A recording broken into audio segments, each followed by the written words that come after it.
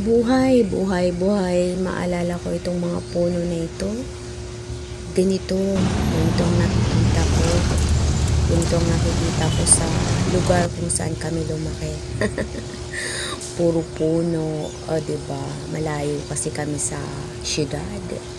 Lumaki po kami sa bundok. Kami ay nakatira sa bundok. Malayo sa syudad, pero ando doon yung mga alaala na hindi ko akalain na hanggang ngayon na magpo 45 na ako, pero yung mga alaala ko noon simula nung maliit pa ako ay hinahanap-hanap ko, namimiss ko. Yung mga lugar, yung mga taong nakakasama ko. Ay nako, mahirap pala pag nagkakaedad ka na, kasi lahat ng pinanggalingan mo, hahanap-hanapin mo siya, mamimiss mo siya.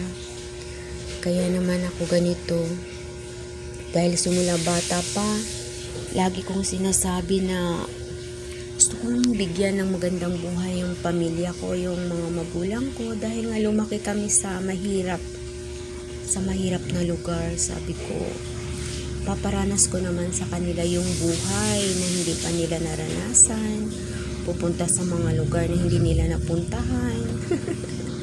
Yan ang pangarap ko sa mga magulang ko. At dahil maaga silang nawala, hindi ko po nagawa yun. At hindi ko akalain na sa panahon ngayon, sobrang mamimiss ko pala sila. Sobrang maaalala ko yung mga pangarap ko sa kanila.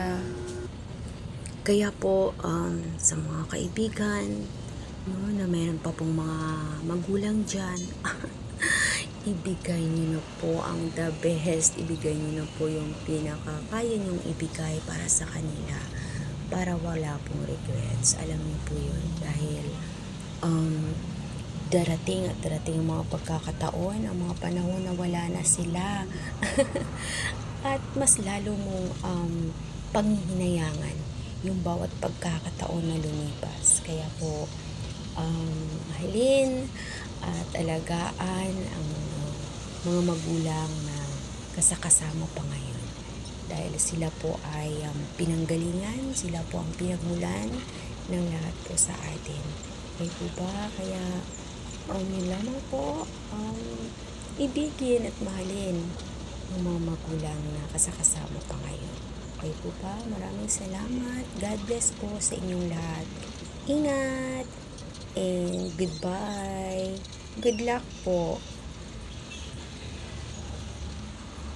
Sana po mapasaya niyo pa sila. Sana po magawa niyo po ang lahat ng gusto niyo pong gawin sa kanila. Dahil napakasarap po niyan sa feeling. Napakasarap po niyan sa pakiramdam ninyo, at ganun din po sa part ng magulang ninyo.